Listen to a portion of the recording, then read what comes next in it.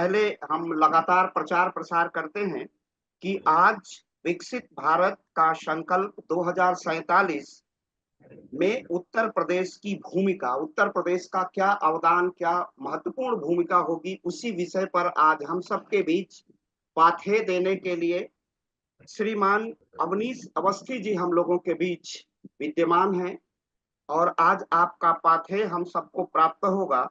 सर्वप्रथम हमारी एक परंपरा है कि हम लोग पहल का एक संक्षिप्त परिचय प्रस्तुत करते हैं। लोक पहल का हमारे सांगठनिक संरचना का स्वरूप है। डॉक्टर बीएल आर्या सर हम लोगों के अध्यक्ष हैं। डॉक्टर विजय कुमार सिंह जो प्रयाग विश्वविद्यालय से हैं हमारे संयोजक हैं। महत्वपूर्ण लोगों में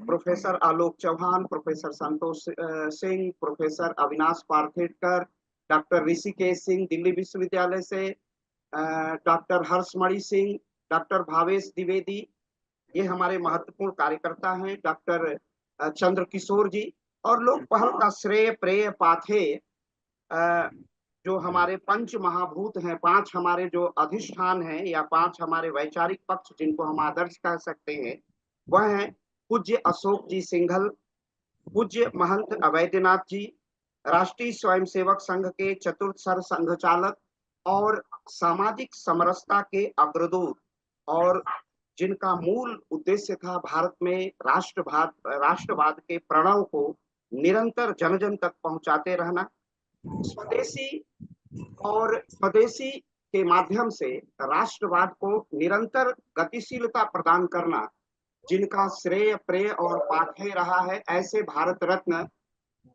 भारत रत्न मदन मोहन मालवीय हमारे आदर्श हैं, जिन्होंने प्राच्य और पाश्चात्य दोनों शिक्षा के सहमिलन के माध्यम से भारत की उन्नति का मार्ग प्रशस्त किया। ऐसे महामना पंडित मदन मोहन मालवीय हमारे आदर्श हैं। एकात्म मानववाद के प्रणेता, जिनका अभिमत था हर देश को हर हाथ को काम और हर खेत को पानी, और राष्ट्र से व्यक्ति का एकाकार कैसे होगा। व्यक्ति एक घर में जन्म लेता है और परिवार के स्नेहिल संरक्षण में उसका लालन पालन होता है, और जब वो घर से निकलता है तो अपने घर से तो परिवार में रहता है तो उसकी एक जाति होती है, जाति से निकलता है तो समाज होता है, और समाज से जब बहुत बृहद संवास में जाता है तो वो राष्ट्र होता है। यह जो सर्पीली आकृति है राष्ट्र की, यही एकात्म मानववाद का दर्शन है। तो एकात्म मानववाद के प्रणेता पंडित दीनदयाल उपाध्याय हमारे आदर्श हैं। महंत अवैधनाथ, जिन्होंने भारत के सांस्कृतिक आंदोलन को एक नई दिशा दी। हम जो सांस्कृतिक रूप से गुलाम थे, हमारा जो मानसिक गुलामी थी, उसको तोड़ने से, और जिनका उद्देश्य था कि भारत में सामाजिक समरसता का अभिप्राय है, हम हिंदुत्व का संरक्षण करें। तो ऐसे पूज्य महंतनाथ जी हमारे महनीय व्यक्तित्व और हमारे आदर्श हैं। इसी के साथ राम मंदिर आंदोलन को जन जन का सहयोग लेने और जन जन के हृदय में पहुंचा देने का जो स्तुत्य कार्य किया, ऐसे पूज्य अशोक जी सिंघल हमारे आदर्श हैं। और जो भी राष्ट्रवादी भावधारा के साथ सदैव लोक पहल अपनी जीवंत सहयात्रा करता है, और इसी के साथ वह उत्तर प्रदेश के यशस्वी मुख्यमंत्री, भारत सरकार के माननीय प्रधानमंत्री की जो राष्ट्रवादी सोच है, जो सांस्कृतिक राष्ट्रवाद है, और जो उनकी राजनीतिक, आध्यात्मिक, वैचारिक पक्ष है, जो आर्थिक उपादेयता है, जो आर्थिक नीति है, उसे जन जन तक ले जाना हमारा निस्वार्थ रूप से हमारा धर्म है, हमारा उद्देश्य है। और ये अनवरत यात्रा हम जून व्याख्यान माला से कर रहे हैं, और प्रत्येक रविवार को लगभग 3 वर्षों से ये हम प्रचारित प्रसारित कर रहे हैं। हमारे साथ चीन से क्वातांगो विश्वविद्यालय से डॉक्टर विवेक मणि त्रिपाठी, दिल्ली विश्वविद्यालय से डॉक्टर ऋषिकेश सिंह, प्रयाग विश्वविद्यालय से डॉक्टर भावेश द्विवेदी जुड़ गए। इन सबका बहुत बहुत बहुत स्वागत। और मैं अब विषय परिवर्तन के लिए संक्षेप में अपने लोक पहल के माननीय संयोजक डॉक्टर विजय कुमार सिंह जी को आमंत्रित करता हूं कि वो अपनी बात रखें। तब सर का बात है प्रश्न। डॉक्टर विजय कुमार सिंह भाई साहब। नमस्कार। अखिलेश जी ने सबका परिचय दिया लेकिन अपना नहीं दिया। इस पूरे व्याख्यान माला को चलाने के लिए और पूरे इस कार्यक्रम को संयोजन के लिए एक बहुत ही महत्वपूर्ण भूमिका अखिलेश जी की रहती है।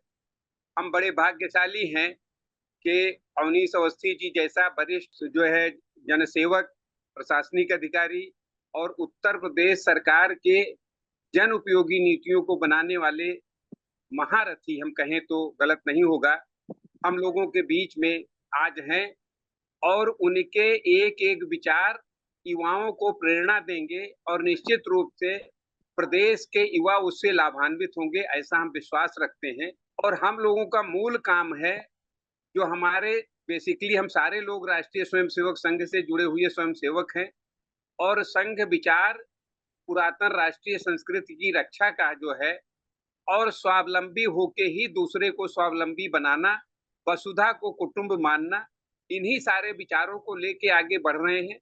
और जैसा कि हम लोगों के सर पे पूज्य योगी जी का और बड़े भाई अवनीश अवस्थी साहब जैसे लोगों का जो हाथ है, उससे निश्चित रूप से हम अपने संकल्प को पूरा करेंगे और अब बीच में व्यवधान डालने के बजाय हम आग्रह करेंगे कि भाई साहब अपने विचार को रखें। और एक आग्रह सारे लोगों से ये भी है कि जो विचार आएगा उसके लिए बाद में समय निश्चित है 10-15 मिनट का, जिसमें वो अपने क्वेश्चन भी पूछ सकते हैं, जिसके लिए भाई साहब ने सहर्ष स्वीकृत दिया है उनके उत्तर देने का। बहुत बहुत आभार सर, आपने अपनी बात रख दी और सर से प्रश्न तो हम लोग नहीं करते हैं, लेकिन सर की सदिच्छा है तो उसका हम परिपालन करेंगे।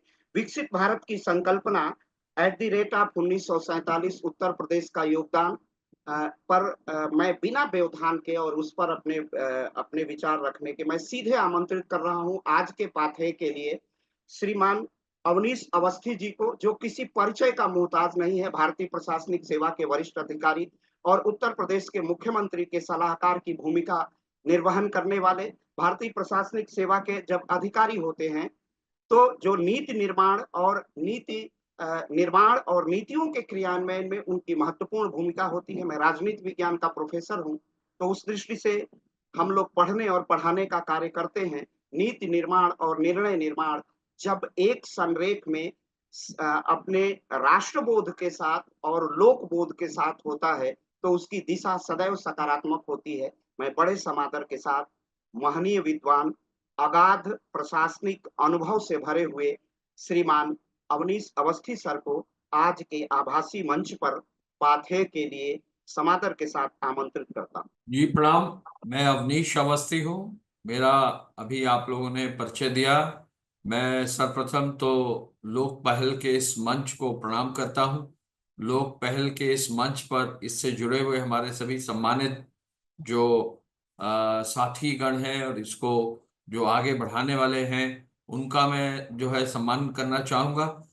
मैं विजय कुमार जी को विशेष रूप से उनको धन्यवाद और आभार व्यक्त करना चाहूँगा। डॉक्टर साहब ने मुझे अनुरोध किया और आज संडे के दिन जो है हम लोग यहाँ उपस्थित हुए हैं। मैं अखिलेश त्रिपाठी जी जो हैं, उन्होंने जो अभी पूरा इंट्रोडक्शन और यहाँ पर अपने इंट्रोड्यूस करने का विचार रखे, उनका मैं आभार रखना चाहूँगा। और मैं सीधे बिंदु पर आता हूँ। जो बिंदु है कि हम विकसित भारत की ओर जा रहे हैं, तो विकसित भारत क्या है, और अगर हम विकसित भारत की ओर जा रहे हैं तो हमारी गति क्या है। अगर हम विकसित भारत की ओर जा रहे हैं तो हम क्या क्या उसमें जो है कार्य ऑलरेडी कर रहे हैं, और अगर हम विकसित भारत की ओर बढ़ रहे हैं तो उसमें और गति लाने के लिए क्या हम कर सकते हैं। तो मैं सर्वप्रथम तो ये कहना चाहूँगा कि विकसित भारत के लिए आदरणीय प्रधानमंत्री जी ने जो लक्ष्य रखा है कि 100 साल जब हमारे इंडिपेंडेंस के पूरे हो, तो 100 साल जब हमारे 1947 से 2047 तक पूरा हो, तब उस 100 साल में हमारा देश एक डेवलप्ड कंट्री होना चाहिए। आपको ध्यान होगा, देशों का जो वर्गीकरण है वो अंडर डेवलप्ड कंट्री, फिर डेवलपिंग कंट्री और फिर डेवलप्ड कंट्री का एक बेसिक जो है संरचना है। आपको ये भी ध्यान होगा कि जब इंडिया इंडिपेंडेंट हुआ तो बहुत ही उसको एक तरह से उसकी इकोनॉमी को टोटली फेल करके, इकोनॉमी को डिपेंडेंट बनाकर बहुत ही अंडर डेवलप्ड कंट्री जो है बनाया गया। और उस समय जब हमारा देश इंडिपेंडेंट हुआ तो बंगाल फैमिन आया, बाकी और हमारे सामने चैलेंजेस आए। तो बहुत ही ऐसी स्थिति थी कि देश में एक व्यक्ति, जो एक आम व्यक्ति गांव में था, उसको खाने की भी जो समस्या थी, देश अपने फूड गेन प्रोडक्शन में भी प्रॉपरली जो है अरेंजमेंट नहीं कर पा रहा था।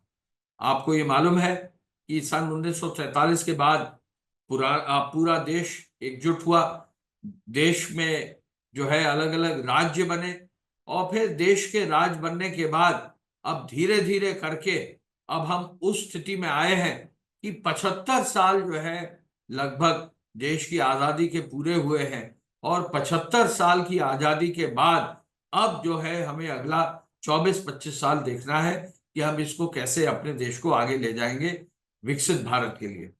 मैं ये बताना चाहूंगा कि डेवलप्ड कंट्रीज के लिए सामान्यतः ये कहा जाता है कि ये यूरोप के हैं, वेस्ट के हैं, लेकिन पिछले कुछ डेकेड से ये भी हम कह सकते हैं कि जो फार ईस्ट के कंट्रीज हैं, जो जापान और इस साइड के जो कंट्रीज हैं, जो चीन भी है, उसने भी जो है लंबी छलांग इकोनॉमी में लगाई है, डेवलपमेंट में लगाई है, इकोनॉमिक पावर बनने में लगाई है। और साथ ही साथ जो है हमारे इस पूरे एशियन कॉन्टिनेंट में कई ऐसे देश हैं जिन्होंने आगे बढ़ोतरी की है।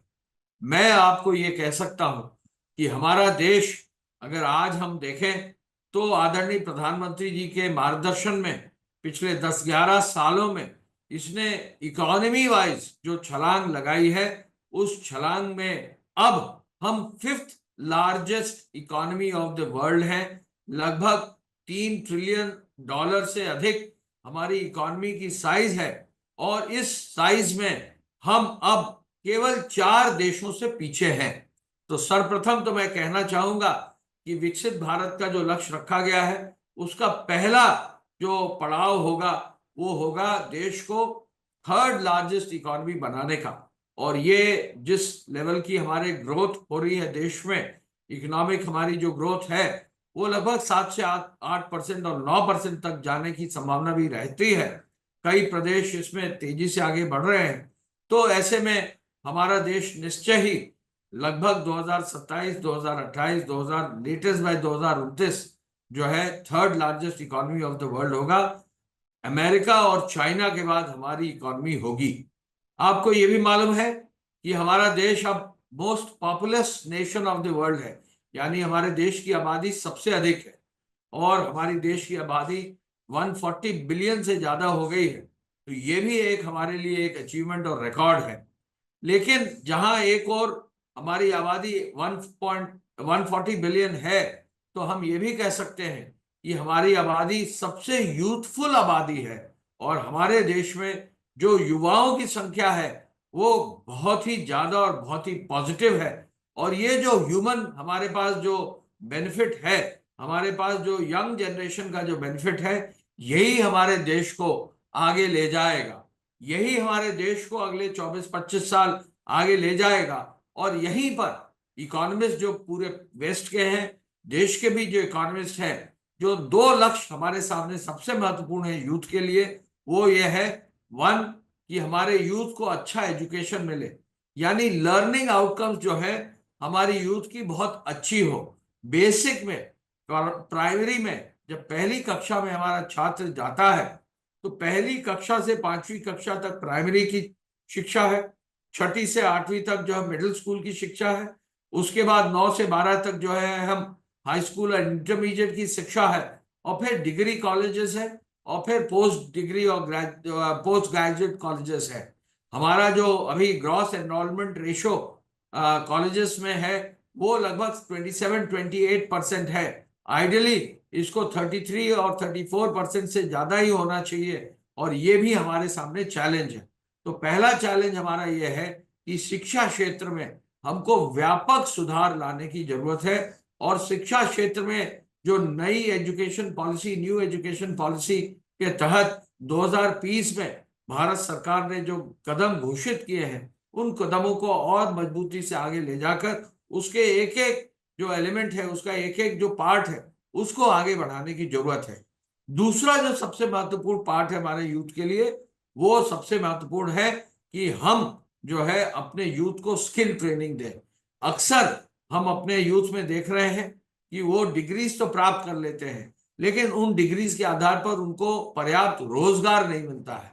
और आज की तारीख में विश्व भर में जहां भी रोजगार पॉजिटिव गया है, तो हाथ के कौशल पर, स्किलिंग पर, और स्किलिंग के साथ स्किल ट्रेनिंग पर, और स्किल ट्रेनिंग के साथ एडवांस स्किल ट्रेनिंग कंप्यूटर्स के क्षेत्र में, एआई के क्षेत्र में, कंप्यूटर सॉफ्टवेयर की स्किलिंग के क्षेत्र में, और इसके साथ साथ जो एरियाज हमारे देश में लागू हो सकते हैं, टेक्सटाइल के क्षेत्र में, इंजीनियरिंग के क्षेत्र में, मशीनिंग के क्षेत्र में। हमारे प्रदेश में 1 डिस्ट्रिक्ट 1 प्रोडक्ट है, तो हर जिले का एक एक प्रोडक्ट है, उसको बनाने के क्षेत्र में कहीं ना कहीं किसी न किसी रूप में स्किलिंग भी बहुत महत्वपूर्ण है। कहा यह जाता है कि जिस देश में लर्निंग आउटकम्स अच्छे होंगे, जिस देश में स्किलिंग अच्छा होगा, वो निश्चय ही आगे बढ़ेगा। और यहां मैं कह सकता हूं कि हमारे देश ने काफी प्रोग्रेस किया है पिछले 10-11 साल में, लेकिन इस प्रोग्रेस को और जारी रखना है। यूथ के रोजगार के संदर्भ में मैं कहना चाहूंगा कि अभी हाल में अनएम्प्लॉयमेंट के फिगर्स आए हैं, और यही ये जरूरी एक मैं विषय रखना चाहूंगा कि इंटर्नशिप जो यानी ऑन दी जॉब ट्रेनिंग का जो एक बिंदु रखा गया है, ये ऑन दी जॉब ट्रेनिंग का बिंदु भी बहुत ही महत्वपूर्ण बिंदु है। और पूरे देश में इंटर्नशिप योजना के अंतर्गत भारत सरकार ने नई स्कीम लॉन्च की है, जिसमें अलग अलग क्षेत्रों में इंटर्नशिप कराकर लोगों को जो है एजुकेशन के साथ साथ ट्रेनिंग और कोर्स के साथ साथ देते हुए उनको स्किल करने का भी एक लक्ष्य रखा गया है। मैं अपने प्रदेश के बारे में जरूर कहना चाहूंगा कि हमारा प्रदेश जो है उत्तर प्रदेश, उसकी आबादी 20% पूरे देश की आबादी के बराबर है। यदि हमारा प्रदेश अलग एक देश होता तो ये छठा सबसे लार्जेस्ट देश होता। और यदि हमारे प्रदेश में पॉजिटिविटी हम देखें तो हमारा प्रदेश सबसे यूथफुल प्रदेश है। हमारा प्रदेश ऐसा प्रदेश है जिसमें सबसे पूरे देश में लार्जेस्ट फूड ग्रेन प्रोडक्शन है। हमारे प्रदेश में सबसे ज्यादा दूध पैदा होता है। हमारे प्रदेश में सबसे ज्यादा गन्ना और चीनी पैदा होती है। हमारे प्रदेश में पोटैटो और इस तरह की जितनी भी क्रॉप्स हैं, ये बहुत भारी मात्रा में और पूरे देश में सबसे ज्यादा संख्या में पैदा होती है। हमारे प्रदेश में अगर हम देखें तो जल की जो व्यवस्था है, वाटर की जो availability 1 of the best in the entire world है। ऐसे में जब हम लोगों के पास इतने रिसोर्सेज हैं, लैंड रिसोर्सेज है, वाटर रिसोर्सेज है, यूथ है, तो निश्चय ही जो है हम लोगों को आगे बढ़ना पड़ेगा। आदरणीय माननीय मुख्यमंत्री जी के मार्गदर्शन में जहां एक और विश्व में देश को आगे बढ़ाने के लिए आदरणीय प्रधानमंत्री जी ने $5 ट्रिलियन इकोनॉमी का लक्ष्य रखा है, वहीं उत्तर प्रदेश को योगी आदित्यनाथ जी ने $1 ट्रिलियन इकोनॉमी का लक्ष्य रखा है। और इस $1 ट्रिलियन इकोनॉमी के लक्ष्य को पूरा करने के लिए मैं कहना चाहूंगा कि मल्टी प्रॉन्ड अप्रोच रखा गया है। आपने देखा होगा 2017 से सर्वप्रथम कानून व्यवस्था में विशेष और व्यापक सुधार लाया गया है। 2017 से आपने देखा होगा इन्वेस्टर समिट और ग्राउंड ब्रेकिंग सेरेमनी लाकर मैन्युफैक्चरिंग सेक्टर में विशेष कार्य दिया गया है। और आपने ये देखा होगा कि वर्ष 2023 में लगभग 40 लाख करोड़ से ज्यादा का जो है एमओयू साइन करके 2024 में लगभग 10 से 11 लाख करोड़ के जो है इन्वेस्टमेंट्स को ग्राउंड ब्रेकिंग के माध्यम से कार्य शुरू किया गया था। मैं आपको बताना चाहूंगा लगभग 3 लाख करोड़ का इन्वेस्टमेंट से प्रोडक्शन भी शुरू हो गया है। हमारे प्रदेश में इन इन्वेस्टमेंट से भी रोजगार जो है बहुत तेजी से मिल रहा है। और निश्चय ही ये एक एरिया है जहां रोजगार पर विशेष ध्यान देने की आवश्यकता है। हमारे प्रदेश में एमएसएमई की संख्या लगभग 6 लाख है। ये जो संख्या है एमएसएमई की, ये पूरे देश में सबसे ज्यादा है। और इन एमएसएमई में भी कहीं जो है माइक्रो, मिनी और इस प्रकार की एमएसएमईज हैं, इनमें जो है विशेष रूप से आपने देखा होगा कि रोजगार की संभावनाएं काफी ज्यादा है। ये जो एमएसएमई है, इनको विशेष रूप से लोन देने में, इनको अलग अलग योजनाओं का, भारत सरकार की योजनाओं का लाभ देने में, सिडबी एक बैंक है गवर्नमेंट ऑफ इंडिया का, उसके माध्यम से कमर्शियल बैंक से जो है यहाँ पर कैपिटल और वर्किंग कैपिटल का लोन्स देने में विशेष रूप से कार्य किया जा रहा है। स्टार्टअप की दुनिया भी इसी से जुड़ी हुई है। स्टार्टअप पर भारत सरकार ने न्यू स्टार्टअप पॉलिसी शुरू की है। बहुत सारे यूथ स्टार्टअप में आ रहे हैं और निश्चय ही इसमें काम हो रहा है। हम ये भी कहना चाहेंगे कि एग्रीकल्चर के क्षेत्र में जो एफपीओज हैं, फार्मर प्रोड्यूसर्स ऑर्गेनाइजेशन है, उन्होंने भी स्टार्टअप के काम को टेकअप किया है और वो भी बहुत तेजी से हमारे देश में रोजगार की ओर आगे बढ़ रहे हैं। मैं ये भी बताना चाहूंगा कि डायरेक्ट रोजगार उत्तर प्रदेश के सरकार में जो विभिन्न विभाग हैं, सरकारी पद हैं, उनमें लगभग 6.5 लाख से अधिक रोजगार जो है पिछले 6 से 7 साल में प्रदेश में दिया गया है। तो एक और जहां डायरेक्ट रोजगार प्रदेश की नौकरियों में है, वहीं इन्वेस्टमेंट के माध्यम से हमारे प्रदेश में भी जो है इंडस्ट्री में, माइक्रो मिनी इंडस्ट्रीज में, ओडीओपी के अंतर्गत और विशेष रूप से जो विशेष जोन्स हैं, वहां पर जो है रोजगार पर विशेष ध्यान दिया गया है। मैं ये भी बताना चाहूंगा कि हमारे प्रदेश में एक सेक्टर ऐसा है जहां विशेष काम हुआ है, वो है टूरिज्म। आपने देखा होगा 2017 के बाद से अयोध्या का जो विकास हुआ है, 2017 के बाद से जहां वाराणसी में काशी धाम और पूरा वाराणसी आदरणीय प्रधानमंत्री जी के संसदीय क्षेत्र के रूप में पूरे विश्व में जाना जाने लगा है। तो ये जो टूरिज्म की संख्या आई है टूरिस्ट की, लगभग पिछली साल 4.8 करोड़ टूरिस्ट आए हैं, इसने भी रोजगार पर विशेष जो है प्रभाव डाला है। और टूरिज्म एक ऐसा क्षेत्र है जो रोजगार को बहुत आगे बढ़ाने में काम कर सकता है। मैं आपको ये भी बताना चाहूंगा कि कृषि क्षेत्र में जो है हमारे प्रदेश में राइस, व्हीट, जो हमारे ट्रेडिशनल क्रॉप्स हैं, इन पर तो कार्य हो रहा है। मिलेट्स यानी जो हमारे श्री अन्न है, इन पर भी विशेष रूप से अब तेजी से काम हो रहा है। और साथ ही साथ हम ये भी आपको बताना चाहेंगे कि फ्रूट्स एंड वेजिटेबल्स का, हॉर्टिकल्चर का भी जो एरिया है, इस पर विशेष काम हो रहा है। इंडस्ट्री के एरिया में, हमारी आईटी सेक्टर में, इंडस्ट्री में ईवी में, इंडस्ट्री के एरिया में जो है अलग अलग फार्मा के क्षेत्र में, जो इंडस्ट्री के एरिया में इलेक्ट्रॉनिक और डिवाइसेस के क्षेत्र में, इन सब एरियाज में भी काफी काम हुआ है। और साथ ही साथ अगर हम देखें तो इसके साथ सर्विसेज सेक्टर में भी विशेष रूप से काम हुआ है। अर्बन डेवलपमेंट में अगर देखें तो ट्रांसपोर्ट में मेट्रो का विस्तार कई शहरों में अब हो गया है। लखनऊ के बाद कानपुर, कानपुर के बाद आगरा, आगरा के बाद अब वाराणसी में जो है रोपवे का प्रोजेक्ट जो बढ़ रहा है, और मेट्रो के साथ साथ रैपिड रेल का प्रोजेक्ट दिल्ली से जो है मेरठ तक के लिए जो है वो कार्य भी जो है बहुत तेजी से चल रहा है और उसका एक हिस्सा भी आगे बढ़ा है। एक्सप्रेसवेज के कार्यों में विशेष रूप से कार्य हुआ है, रोड सेक्टर में काम हुआ है, इंफ्रास्ट्रक्चर के हर क्षेत्र में काम हुआ है। और इसके अलावा जो ऑप्टिकल फाइबर्स है, जो कम्युनिकेशन का एरिया है, उस पर भी विशेष काम हमारे प्रदेश में हुआ है। मैं ये भी कहना चाहूंगा कि आगे आने वाले समय में हमारा प्रदेश अगर आगे बढ़ता है तो निश्चय ही इंडिया की जो है जीडीपी बढ़ेगी।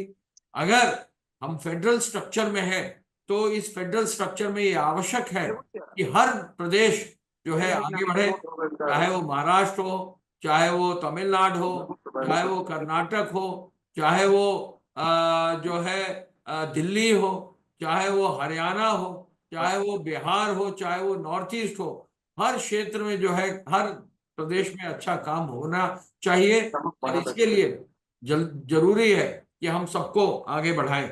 मैं बहुत अब डिटेल में तो मैं जा सकता हूं, नंबर्स में जा सकता हूं। मैं तो केवल यूथ के लिए आगाह करना चाहूंगा, उनको एक अनुरोध करना चाहूंगा कि जितनी भी भारत सरकार की स्कीम्स है, चाहे वो स्टार्टअप की हो, चाहे वो एमएसएमई सेक्टर की हो, चाहे वो ट्रेनिंग की, स्किल ट्रेनिंग की स्कीम्स हो, चाहे वो लोन की जो व्यवस्था लेने की स्कीम्स है, सभी ऑनलाइन स्कीम्स अवेलेबल है। ग्रामीण क्षेत्र में भी जो कॉमन सर्विस सेंटर्स हैं, वहां पर किसी भी स्कीम के बारे में अगर जानकारी करनी है तो ऑनलाइन जाकर आप रजिस्ट्रेशन अगर कराएंगे तो इसका विशेष रूप से आपको लाभ मिलेगा। मैं बहुत लंबा तो नहीं बोलना चाहूंगा। लगभग 20-25 मिनट मैंने बोला है। मैं त्रिपाठी जी से अनुरोध करना चाहूंगा कि हम लोग अब प्रश्न आंसर की ओर जा सकते हैं।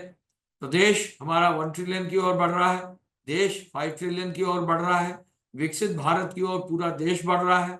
हम सबसे बड़े इकोनॉमी है, हम सबसे बड़े पॉपुलेशन है, पूरे विश्व में भारत का नाम हो रहा है। आदरणीय प्रधानमंत्री जी के मार्गदर्शन में in the scheme of things world over Bharat का प्रभाव बढ़ा है। G20 का जो आयोजन हुआ था उसका भी प्रभाव भारत के जो विदेश में छवि है उस पर अच्छा प्रभाव पड़ा है। तो ऐसे में हम लोग तो जो है सही दिशा में है, सही हम लोग कार्य कर रहे हैं, हमारी इकोनॉमी बढ़ रही है, रोजगार के प्रति सभी लोग सजग हैं। यूथ को आगे आकर सभी योजनाओं का लाभ लेकर आगे बढ़ना होगा। बहुत बहुत आभार सर। अब सर से जिनकी जिज्ञासा है, विकसित भारत का संकल्प 2047 तक में बहुत विस्तृत विवरण, बहुत छोटे में अपना महत्वपूर्ण बात कही है। भारत 3 ट्रिलियन इकोनॉमिक से 4 ट्रिलियन इकोनॉमी की तरफ बढ़ रही है और हम 30 से 35 ट्रिलियन इकोनॉमी की तरफ 2047 तक हो जाएंगे। ये अमृत काल का वर्ष है आजादी के बाद। इस पर आपने एमएसएमई की बात की, उसमें आधिकारिक आंकड़ों से भारत का लगभग 18 से 20 करोड़ युवा उसमें है। हम उन 15 से एमएसएमई में लगभग 18 करोड़ के आसपास रोजगार हैं और उसमें युवा अपना योगदान कर रहे हैं, अपना लाभ ले रहे हैं। दुनिया का तीसरा सबसे बड़ा इकोसिस्टम है, स्टार्टअप का इकोसिस्टम है और 15 से 29 आयु वर्ग के हमारे यहाँ जो युवाओं की संख्या है वो 37 करोड़ है।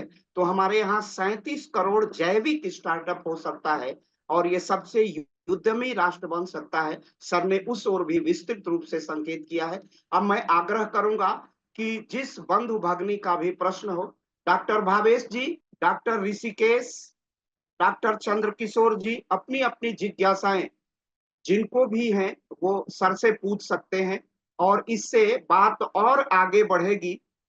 सर उस ओर और संकेत करेंगे, उसकी विवेचना भी करेंगे। डॉक्टर चंद्रकिशोर जी जी, प्रणाम सर।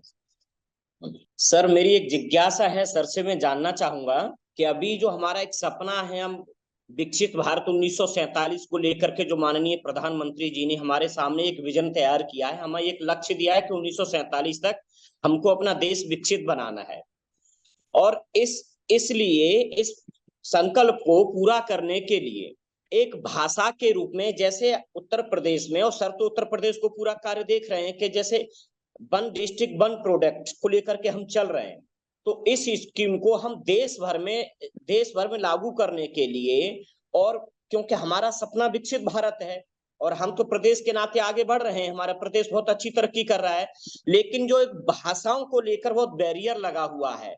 क्योंकि छोटी छोटी चीजों को हम देखते हैं कि अभी जैसे दीपावली आ रही है और 10 रुपए के लक्ष्मी जी और गणेश जी की एक मूर्ति लेने के लिए और कई बार छोटी छोटी लड़ियों को लगाने के लिए हमारे पास बहुत सारा सामान जो है चाइना से आ रहा है। और उसके लिए हमारी एक विंग है स्वदेशी जागरण मंच, जो विजय सर खुद देखते हैं उसको, कि हम स्वदेशी के ऊपर हम जा रहे हैं।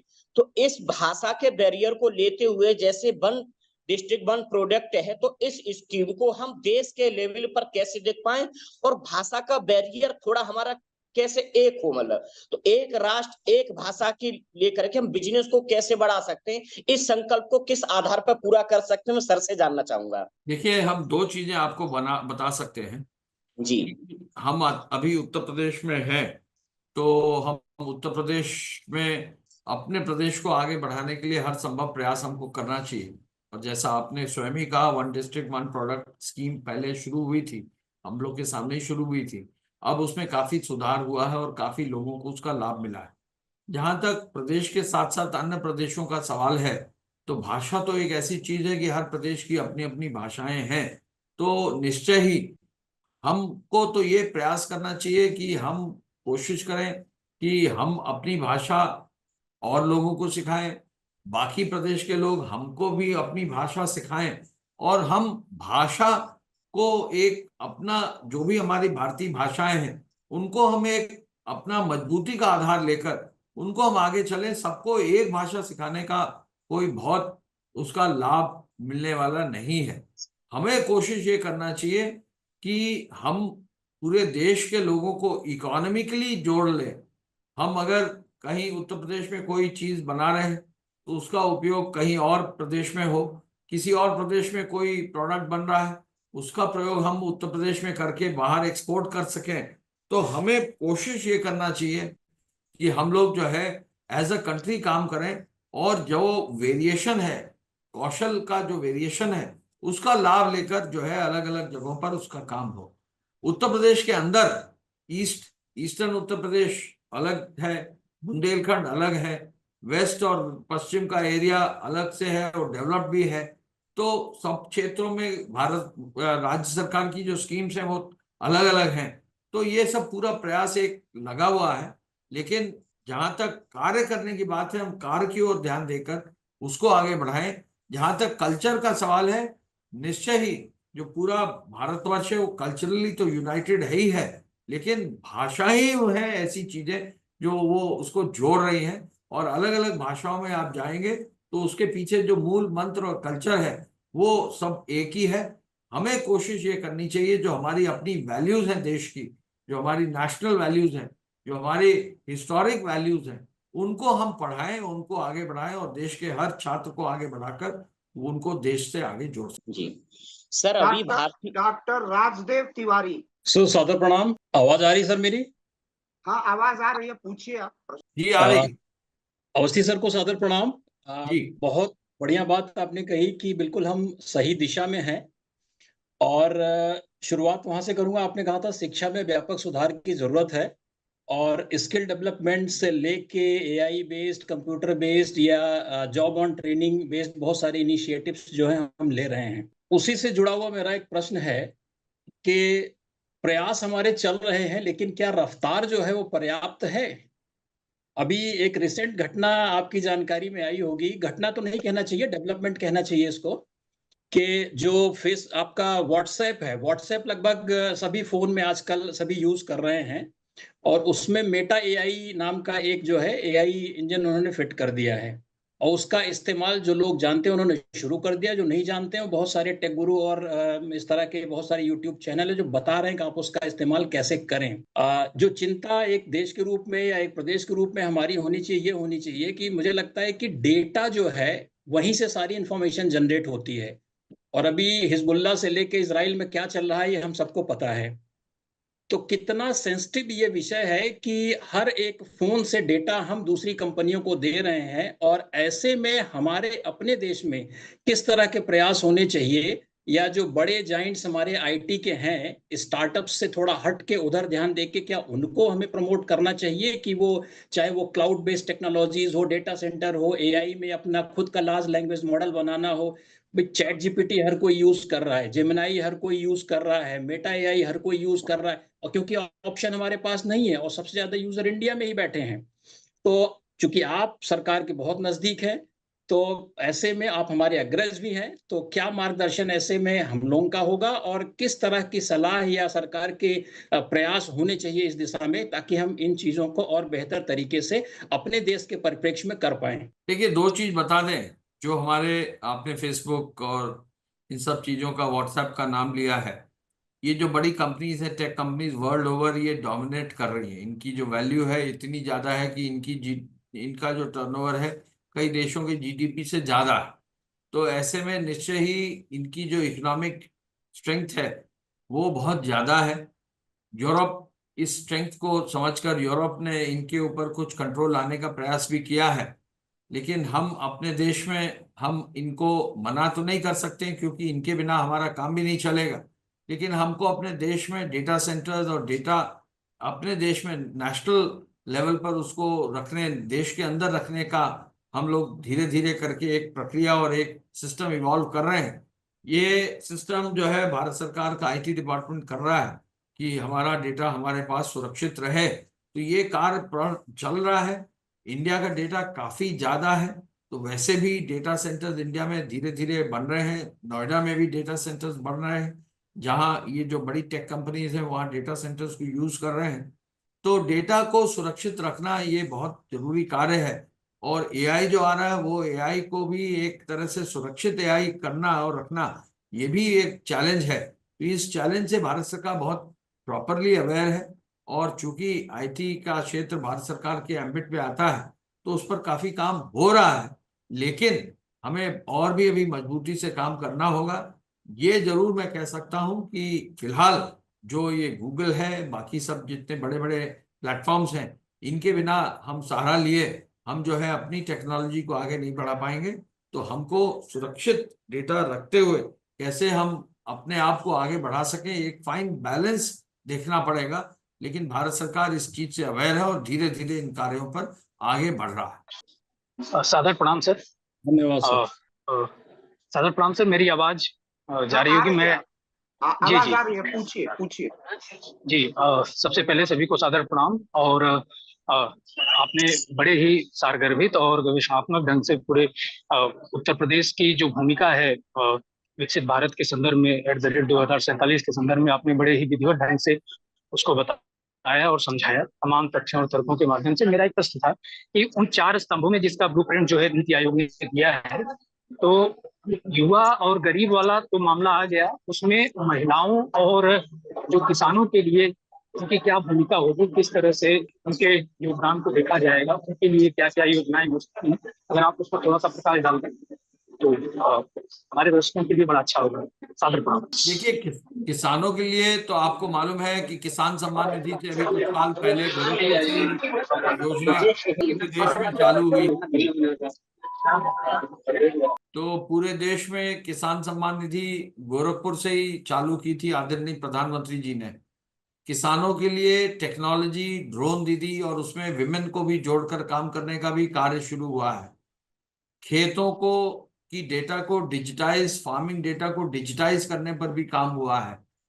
खेत में जो बीज लगता है उसको भी टेकअप किया गया है।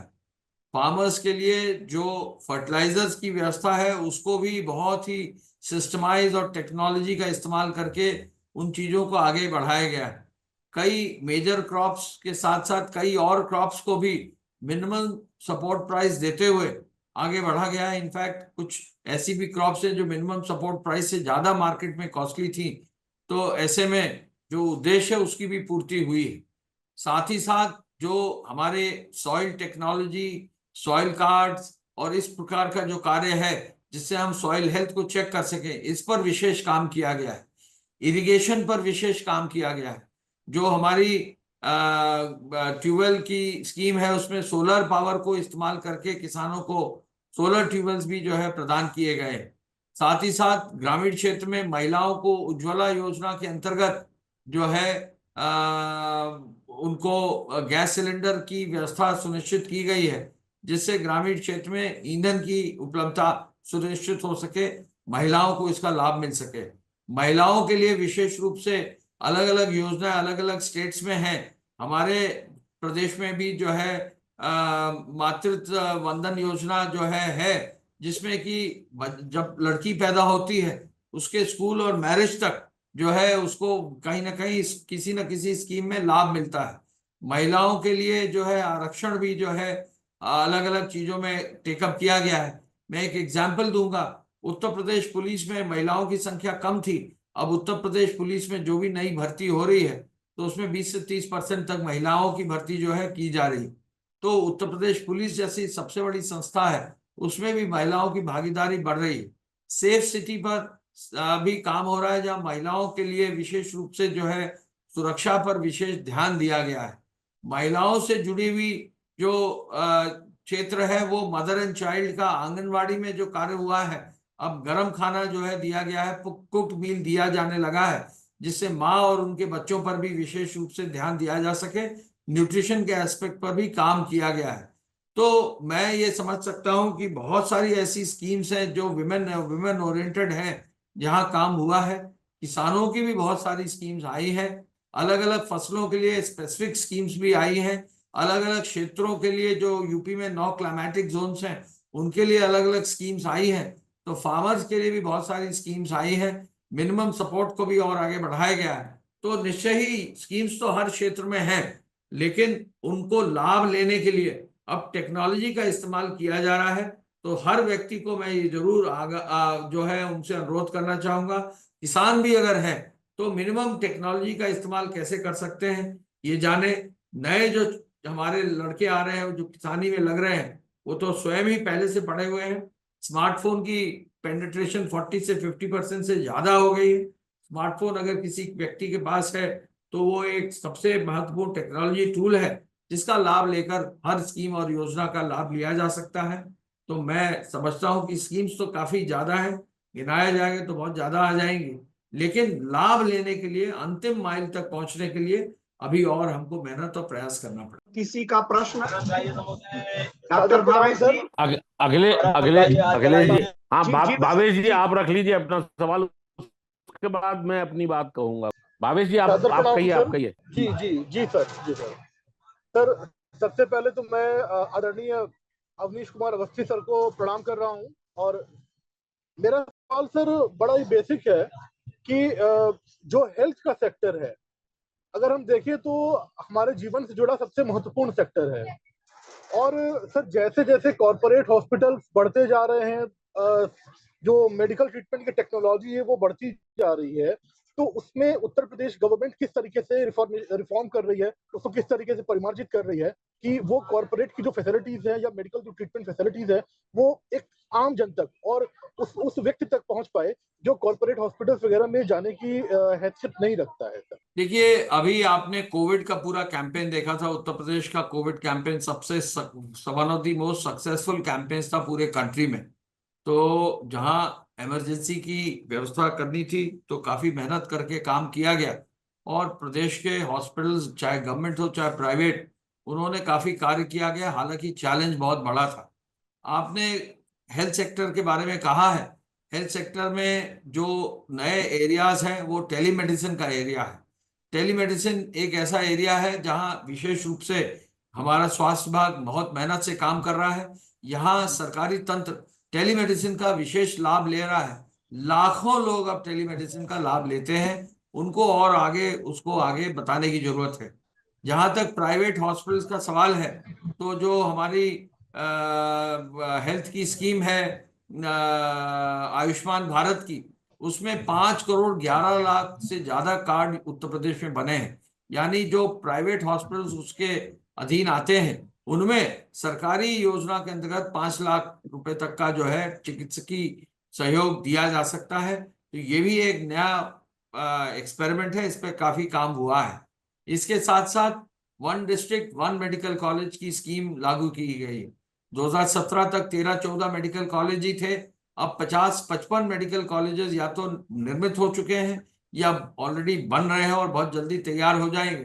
तो लगभग हमारे प्रदेश में 65 से 70 मेडिकल कॉलेजेस पूरे प्रदेश में अलग अलग जनपदों में हो जाएंगे, जिससे कई प्रदेशों में जो कई हमारे जनपदों में मेडिकल कॉलेज का विशेष लाभ मिलेगा। नए डॉक्टर्स भी हमारे तैयार होंगे। तो ये तो गवर्नमेंट सेक्टर की बात है। प्राइवेट सेक्टर के हॉस्पिटल्स के लिए नई स्कीम्स लाई गई हैं कि वो और आए और सामने आए। लेकिन ये मैं जरूर कह सकता हूं कि अभी प्राइवेट सेक्टर में और अधिक नई टेक्नोलॉजी का इस्तेमाल चूंकि हो रहा है, नई चीजें आ रही, तो प्राइवेट सेक्टर की जो मेडिकल कॉस्ट है वो हमारे गवर्नमेंट सेक्टर की मेडिकल कॉस्ट से थोड़ी ज्यादा है। और ऐसे में इस पर जो हमारी आयुष्मान भारत की योजना है उसमें नई डिजीजेस और भी नए उपचार शामिल करके उसको और बृहद प्रचारित करके प्राइवेट सेक्टर का ही सहयोग लेकर अफोर्डेबल प्राइस पर और या तो फ्री प्राइस पर जो है लोगों को और सहयोग कराने की आवश्यकता है। और किसी का प्रश्न? जी नमस्कार सर। हाँ डॉक्टर जी सर, मैं यहाँ अभी पिछले 13 वर्षों से चीन में हूँ, और जो बड़े लोग हैं उनको जैसे हम हिंदी बताते हैं, हिंदी किस देश की भाषा है नहीं जानते हैं, लेकिन जब हम उन्हें बताते हैं कि संस्कृत का आधुनिकतम रूप है तो वे जान जाते हैं। और सर जो भारतीय मानव इतिहास में जो सबसे बड़ी दुर्घटना है उसे मैं नालंदा विश्वविद्यालय को बख्तियार खिलजी द्वारा जलाना का मानता हूँ। उस समय वेनसांग ने बहुत सारे ग्रंथों को, संस्कृत ग्रंथों को चीन में लेकर आए और उसका बहुत ज्यादा प्रभाव यहाँ भी पड़ा और उसका अनुवाद भी हुआ। तो सर संस्कृत के उत्थान के लिए हम लोग कुछ विशेष कार्य करें, और विशेष रूप से जो हमारे ग्रंथ भारत से बाहर चले गए संस्कृत ग्रंथ और दूसरे भाषाओं में वे अनुदित होकर संग्रहित है, उनको वापस भारतीय भाषाओं में सर अनुवाद कार्यक्रम करने के लिए कुछ सर कार्यक्रम चलाया जाना चाहिए। जी बिल्कुल ठीक कहा। संस्कृत एक ऐसी वैज्ञानिक भाषा है जो मेरे ख्याल से बहुत ही आगे है। उसका जो पूरा भाव है, उसका जो ग्रामर है, उसका जो पूरी व्यवस्था है, बहुत ही साइंटिफिक है। अभी वैदिक विज्ञान पर अभी एक नया इंस्टीट्यूशन बीएचयू में हम ही लोगों ने धर्मार्थ कार्य विभाग से वाराणसी में शुरू किया है। उत्तर प्रदेश सरकार ने संस्कृत संस्थान को अपने मजबूत किया है। जो छात्रवृत्ति संस्कृत पढ़ने छात्रों की थी, उस पर भी विशेष जो है माननीय मुख्यमंत्री जी की कृपा हुई, काफी बढ़ोतरी उसमें की गई है संस्कृत पढ़ाने के लिए छात्रों को छात्रवृत्ति देने में, तो उस पर भी विशेष काम हुआ है। और संस्कृत पढ़ाने वाले जो टीचर्स हैं उनको भी विशेष रूप से जो है सहयोग मिला है। जो संस्कृत स्कूल्स हैं उनको और मजबूत किया जा रहा है। तो इस ओर विशेष रूप से उत्तर प्रदेश में काम तो हो रहा है, लेकिन संस्कृत अभी जिस लेवल तक जानी चाहिए वहां अभी तक गई नहीं है। और आपने ठीक कहा है, उस पर और मेहनत करने की जरूरत है, शोध भी करने की जरूरत है। और संस्कृत में जो हमारे बिल्कुल मूल तथ्य हैं उनको आगे वर्ल्ड में लाने में और भी अधिक लोगों का योगदान है। आप लोग विदेश में रहकर अच्छा काम कर रहे हैं, आपको बहुत बधाई। आभार सर। और कोई प्रश्न? अखिलेश जी, हाँ अखिलेश जी जी, साहब। हाँ जी एक श्रोता है सिल्की अरोरा, उन्होंने जी। क्वेश्चन आंसर सेक्शन में फार्मा इंडस्ट्री के बारे में एक प्रश्न किया है। उन्होंने कहा है कि अभी हम अपनी फार्मा नीड्स के लिए बहुत निर्भर हैं भारत से बाहर अमेरिका और अन्य देशों पर। तो सरकार फार्मा सेक्टर में स्वावलंबन के लिए और भारतीय फार्मा सेक्टर इतना मजबूत हो कि हमारी बाहर से रिक्वायरमेंट खत्म हो, उसके लिए सरकार की क्या योजनाएं हैं, ऐसा सिल्की अरोरा एक श्रोता है, उन्होंने पूछा है। फार्मा के सेक्टर में मैं जरूर बता दूं कि उत्तर प्रदेश ने अभी हाल ही में 1 महीने पूर्व प्रमोट फार्मा करके एक संस्था बनाई है। उत्तर प्रदेश में फार्मा का काफी उपयोग होता है, तो निश्चय ही प्रमोट फार्मा जो नई संस्था बनी है, ये फार्मा के क्षेत्र में रिसर्च और बाकी कार्य, क्लिनिकल ट्रायल्स और अन्य कार्यों को करेगी। तो प्रमोट फार्मा उत्तर प्रदेश की सेक्शन 8 कंपनी है जिसमें काम शुरू किया गया है। उत्तर प्रदेश में एक फार्मा का पार्क ललितपुर में बनाने का निर्णय लिया गया है, वो भी माननीय मुख्यमंत्री जी ने शुरू कराने का निर्देश दे दिया है। उत्तर प्रदेश में मेडिकल डिवाइस पार्क भी जो है यमुना एक्सप्रेसवे में बन रहा है, उसमें भी अलॉटमेंट 70 से 80 नई कंपनीज को कर दिया गया है। तो उत्तर प्रदेश में फार्मा के प्रति काफी प्रयास अब शुरू हुए हैं। फार्मा में हम अभी काफी पीछे हैं। हमारे प्रदेश में जो फार्मा का उत्पादन है वो हमारे आवश्यकता का मात्र 2% है। तो फार्मा के सेक्टर में हैदराबाद में, विशाखापट्टनम में, मुंबई में, अहमदाबाद में, इन सेंटर्स में अभी फार्मा पर काफी बड़ी बड़ी कंपनीज हैं। इंडिया की जो फार्मा कंपनीज है वो विश्व में भी अब जानी जाने रही हैं। तो इस पर उत्तर प्रदेश को विशेष ध्यान करना होगा। तो ये जो प्रमोट फार्मा संस्था बन रही है, साथ ही साथ फार्मा पार्क जो बन रहा है और साथ ही साथ मेडिकल डिवाइस पार्क बन रहा है, ये फार्मा के क्षेत्र में चीजों को आगे बढ़ाएगा। फार्मा की जो पढ़ाई है उस पर भी विशेष ध्यान दिया गया है। AKTU के माध्यम से फार्मा के जितने कोर्सेज हैं उनको अपग्रेड करके नई टेक्नोलॉजी का इस्तेमाल किया जा रहा है। सर नमस्कार, मैं आलोक चौहान हूँ। मैं लोक पहल का एक कार्यकर्ता हूँ और मैं शिक्षा के क्षेत्र से जुड़ा हुआ हूँ। जो आपने बातें कही बहुत तथ्यपरक और बहुत डेटा के साथ, जो सरकार की ओर से जो भी योजनाएं हैं, जो भी प्रभावी कार्यक्रम हैं, जो हमारा विकसित भारत 2047 का पूरा जो कार्यक्रम है उसको लेके उस पर बहुत ही प्रभावी तरीके से आपने सारी बातें रखी। लेकिन मैं थोड़ा चाहूंगा कि हम सभी जो श्रोता लोग हैं वो भी थोड़ा मार्गदर्शन आपसे प्राप्त करें। मुझे ऐसा लगता है कि जो आम नागरिक है, चाहे वो भारत देश का हो चाहे हमारे प्रदेश का नागरिक हो, स्टेक होल्डिंग है उसकी भी इस पूरे उसमें। और देखा जाए तो विकसित भारत की जो भी संकल्पना है उसका बेनिफिशियरी तो देश का आम नागरिक ही है। तो उस आम नागरिक की क्या जिम्मेदारियां हैं, आम जो अलग अलग समाज के जो हिस्से हैं उनकी क्या जिम्मेदारियां हैं, ताकि हम समग्रता में विकसित भारत को देख पाएं और हम समग्रता में विकसित भारत की तरफ चल भी पाएं। क्योंकि अगर केवल सरकार की ही योजनाओं पर निर्भरता बनी रही तो संभवतः ये जो लक्ष्य है ये दूर ही होता जाएगा। कहीं ना कहीं आवश्यकता है कि हम सब अपनी अपनी जिम्मेदारी भी समझें और उस तरफ आगे बढ़ें। तो मैं चाहूंगा 5 मिनट में आप थोड़ा सा वो करें और लोकपाल भी इससे अपने लिए मार्गदर्शन लेगा। लोकपाल भी अपनी भूमिका निर्धारित करने में लोकपाल को भी आसानी होगी, जो आप इस बारे में प्रकाश डालेंगे कि नागरिकों की क्या इसमें योगदान हो सकता है और क्या उनसे अपेक्षा है इस पूरे विकसित भारत 2047 की संकल्पना के लिए। देखिए, आपने प्रश्न जो किया है वो बहुत स्ट्रेट है। नागरिक कौन है हमारा? छात्र है, छोटा बच्चा है, या कॉलेज का छात्र है, या ट्रेनिंग लेता हुआ छात्र है? तो अगर वो नागरिक छात्र है तो छात्र का तो एक ही दायित्व है कि वो अपनी पढ़ाई और जो अपना कार्य है उस पर बहुत मजबूती से आगे जाए, और उसके लिए उसके टीचर्स, उसके पेरेंट्स, उनका बेसिक योगदान है कि वो आगे बढ़े। दूसरा एक हमारा कौन नागरिक है? किसान है। तो किसान जहां भी है उसे योजनाओं का मैक्सिमम लाभ लेकर उसे आगे बढ़ना चाहिए और किसानों को जो है आगे ले जाना चाहिए।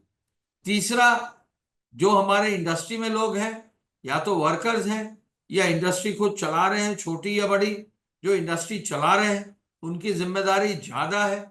उनको ये प्रयास करना चाहिए कि वो इंडस्ट्री एक प्रॉपर व्यवस्था के अनुरूप चलाएं, इंडस्ट्री को ऐसे ले जाएं कि वर्कर्स उनके साथ में हो, और वर्कर्स का ये काम है कि इंडस्ट्री का सहयोग अपने कार्य में, अपनी इंडस्ट्री में ऐसा करें कि उस इंडस्ट्री का भी लाभ हो। तीसरा, सर्विस सेक्टर का है। यदि कोई व्यक्ति जो है न्यूज़पेपर बांट रहा है तो वो न्यूज़पेपर कायदे से बांटे। यदि वो न्यूज़पेपर में लिख रहा है तो न्यूज़पेपर के लिखने के कॉलम में ऑनेस्टी लगाए। यदि वो गवर्नमेंट सर्वेंट है तो वो अपने कार्यों को और आगे बढ़ाए। तो हमारे जो सिटीजन हैं वो अलग अलग इन कैटेगरी के लोग हैं, तो उनका सबका अपना दायित्व बहुत ही क्लियर है।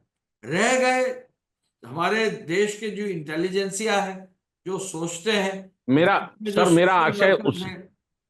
आशय उसी से था कि सिविल सोशल वर्कर्स हैं, देश में जो एनजीओज हैं, जो सोशल संस्थाएं हैं, कई एनजीओ स्पेसिफिक सर्विस करती हैं। मैं डिसेबिलिटी सेक्टर में था तो बहुत सारे एनजीओ से वाकया हुआ जहां वो लोग बहुत सारा काम डिसेबिलिटी सेक्टर में मंदबुद्धि के बच्चों के साथ और भी ऐसे लोगों के साथ काम करते हैं। कई ऐसे एनजीओज हैं जो रिसर्च कर रहे हैं और रिसर्च करके जो है नई चीजों को सरकारों के सामने रखते हैं या उन पर एक आम भाव पैदा करते हैं। आपकी संस्था लोक पहल की है जो लोगों को जोड़कर एक्सचेंज ऑफ आइडियाज के थ्रू कहीं ना कहीं हम लोग अपने एक्सचेंज ऑफ आइडिया से अपना बेनिफिट लेते हैं कि क्या क्या नई नई चीजें हैं, और फिर इनको आगे लेकर प्रचार अगर करेंगे तो निश्चय ही हमारा देश मजबूत होगा।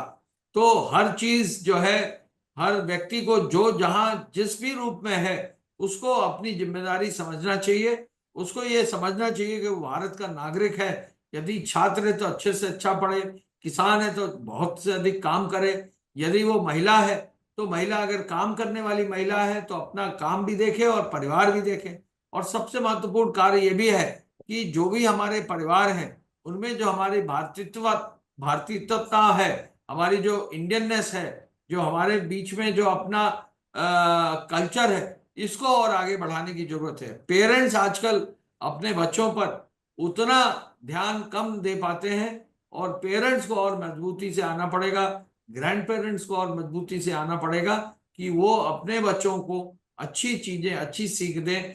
फैमिलीज जो है छोटी होती जा रही हैं, न्यूक्लियर फैमिलीज होती जा रही हैं, और ये एक जो जॉइंट फैमिली का जो हिंदू सिस्टम है हमारा, वो जो मजबूती देता है पूरे हमारे सोशल फैब्रिक को, उस मजबूती के लिए जरूरी है कि और विशेष प्रयास करने की जरूरत पड़ेगी। जी नमस्कार भाई साहब, मेरी आवाज आ रही है? हाँ बिल्कुल आ रही है, पूछिए। जी भाई साहब, मैं भूपेंद्र प्रताप सिंह फर्रुखाबाद से बोल रहा हूँ, गंगा विचार मंच का जिला संयोजक। जी, मेरा काफी चर्चा हुई और अवस्थी जी ने बड़ा विस्तार से प्रकाश डाला हर चीज पे। लेकिन मेरा निवेदन यह है कि पर्यटन को अगर हम लेते हैं तो पर्यटन में काशी विकसित हुआ, आगरा पहले से था, मथुरा हुआ। उत्तर प्रदेश के 65 जिले पर्यटन की दृष्टि से, मेरा फर्रुखाबाद जहाँ काम्पिल है, संकिसा है, बाबा नीम करोली धाम है, ये एक यूनिट के रूप में कर रहा हूँ मैं। 65 जिलों की बात इसी तरीके से कर रहा हूँ। अभी जो एक एक्सपो चल रहा था ग्रेटर नोएडा में, वहां पर मथुरा था, काशी था, आगरा था, अन्य स्थान थे, लेकिन फर्रुखाबाद नहीं था। जबकि पर्यटन के लिहाज से फर्रुखाबाद में काम किया जा रहा है। हमारे जो माननीय मंत्री जी हैं या जो माननीय उत्तर प्रदेश के मुख्यमंत्री जी, वो हर जनपद पे, लेकिन इसको ऊपर के लेवल पे उस तरीके से नहीं दिया जा रहा। मैं वहां एक्सपो में अभी था और मैंने देखा कि हमारे फर्रुखाबाद का कहीं नाम नहीं था। तो अगर हम पर्यटन के विकास की बात करते हैं तो हमें समग्रता लानी पड़ेगी, क्योंकि एक जगह पे अगर घनत्व बढ़ने वाला है तो उससे भी बहुत फायदा पूरे प्रदेश का होने वाला नहीं। अभी भाई साहब बात कर रहे थे भाषा के विकास का, वो हमारे मुख्यमंत्री जी और प्रधानमंत्री जी कर रहे हैं। अभी काशी तमिल संगमम हुआ, या उद्योग के रूप में हमारे यहाँ जो साड़ियाँ आती हैं वो ज्यादातर साउथ की सिल्क की आ रही हैं, वो सब काम हो रहे हैं। लेकिन जो समग्रता है जनपद के विकास में, हर जनपद को प्रदेश के विकास में एक यूनिट के तरीके से लेना होगा सर। और उसमें हर जनपद को, अब इतना बड़ा एक्सपो था जहां पे हमारे फर्रुखाबाद के ओडीओपी का स्टार लगा और वहां पे लोग आए, 60 क्वेरी आई करीब पूरे देश की। लेकिन हम ये नहीं बता पाए, वहां पे कोई ऐसा नहीं था कि हर जनपद की कोई ना कोई स्पेसिफिक चीज वहां पे आइडेंटिफाई की जाती है। मेरा निवेदन है माननीय अवस्थी जी से कि आगे जब ऐसे कोई कार्यक्रम रहे तो हम सबको भी इसमें ध्यान रखा जाए, तो समग्रता के रूप से पर्यटक हमारे पास आएगा, हमारा व्यापार उससे बढ़ेगा, हमारा किसान उससे लाभान्वित होगा और हमारे उद्योगपतियों को उससे लाभ मिलेगा। आपने बहुत अच्छी बात कही है। माननीय मुख्यमंत्री जी ने हर विधानसभा में एक टूरिज्म के क्षेत्र को आगे बढ़ाया है। काम्पिल तो बहुत ही महत्वपूर्ण एरिया है, गंगा जी के किनारे पूरा फर्रुखाबाद का क्षेत्र जो है ऐतिहासिक है।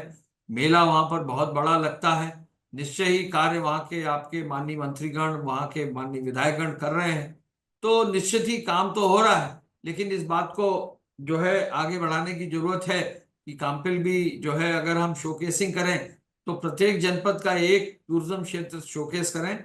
जो भी टूरिज्म डिपार्टमेंट के लोग होंगे, मैं ये राय आपकी उन तक पहुंचा जरूर दूंगा। आप लोग भी अपने जिला मजिस्ट्रेट के माध्यम से काम्पिल पर अच्छे 2-3 पैम्फलेट पोस्टर बनाकर जो है उनको उपलब्ध कराएं, जिससे कि वो पर्यटन विभाग को भेजकर आगे आने वाले समय में अपनी भागीदारी के लिए भी अनुरोध कर लें। जी बहुत धन्यवाद। और ये पूरे प्रदेश के साथ अगर हो जाएगा तो पर्यटक फैलेगा पूरे प्रदेश में sir. Thank you, thank you. बहुत धन्यवाद सर। मेरे ख्याल से त्रिपाठी जी अब पूरा 1 घंटा हो गया है। जी सर, तो जी सर, अब जी जो सर। है अब क्वेश्चन आवर सर छोड़ते हैं। एक हमारी परंपरा है औपचारिक धन्यवाद के लिए। इसके लिए मैं केंद्रीय विश्वविद्यालय, शिमला केंद्रीय विश्वविद्यालय से डॉक्टर उदय भान सर, प्रोफेसर उदय भान सिंह सर को आमंत्रित करता हूं कि सर का धन्यवाद ज्ञापन संक्षेप में करें, क्योंकि आपका समय बहुत मूल्यवान है। प्रोफेसर उदय भान सिंह, प्रोफेसर उदय भान सिंह सर, मुझे सुन रहे हैं? अखिलेश जी वो शायद है नहीं। अच्छा जी सर, तो मैं आप ही से आग्रह करूंगा कि सर का औपचारिक धन्यवाद ज्ञापन लोक पहल के तरफ से, सभी कार्यकर्ताओं के तरफ से, श्रोताओं के तरफ से करें। प्रोफेसर आलोक चौहान सर। धन्यवाद अखिलेश जी। ये जिम्मेदारी आपने मुझे मुझे दे दी। आज के इस सफल वर्चुअल प्रोग्राम की सफलता के लिए मैं सबसे पहले तो आभार व्यक्त करना चाहूँगा, धन्यवाद व्यक्त करना चाहूँगा हमारे आदरणीय अवनीश अवस्थी जी का, जिन्होंने बहुत अपने व्यस्त समय में से, उनकी व्यस्तता का हम सबको अनुमान हो सकता है, वो इस समय उनके ऊपर प्रशासनिक जिम्मेदारियां भी हैं और वो उत्तर प्रदेश सरकार में मुख्यमंत्री के सलाहकार होने के नाते जो भी उनकी व्यस्तताएं हैं उसमें से उन्होंने ये अपना बहुमूल्य समय हमें दिया। और समय ही नहीं दिया, बहुत इंसाइट्स और बहुत बारीक जानकारियां डेटा के साथ, स्टैटिस्टिक्स के साथ जो हमको दी और साथ ही जो मार्गदर्शन दिया, मैं उनका बहुत बहुत आभार व्यक्त करता हूं, उनको बहुत बहुत धन्यवाद देता हूं। सभी हमारे लोक पहल के साथी आदरणीय विजय जी, अखिलेश जी स्वयं, ऋषिकेश, भावेश और भी लोक पहल के जितने लोग चाइना से विवेक जी, उदय भान जी, मैं सभी का बहुत बहुत आभार व्यक्त करता हूं। जो श्रोता विशेष तौर पर जुड़े और जिन्होंने अपनी सकारात्मक सहभागिता दी और बड़े समीचीन, बहुत महत्वपूर्ण प्रश्नोत्तरी भी रही, और सभी प्रश्न जो आए वो बहुत उनका संदर्भ और उनकी उपयोगिता थी। तो मैं सभी को बहुत बहुत धन्यवाद देता हूं, सभी का बहुत बहुत आभार। आज के सफल कार्यक्रम के लिए सभी को बहुत बहुत बधाई। एक बार पुनः हमारे आज के मुख्य वक्ता और अतिथि अवनीश अवस्थी जी को आभार व्यक्त करते हुए मैं अनुरोध करूंगा कि अब आज का ये कार्यक्रम समाप्त किया जाए। बहुत बहुत आभार सर। धन्यवाद। आज का जो पाठ है इतना सुंदर रहा है और लगातार हमें जो जुड़ रहे हैं, छोटा सा मंच होता है लेकिन इसका मुख्य उद्देश्य होता है सोशल मीडिया के विभिन्न माध्यमों से अधिक जनसंख्या तक पहुंचना, और उसमें हम लोग प्रायः 2.5 लाख 2 लाख लोग तक पहुंचते हैं।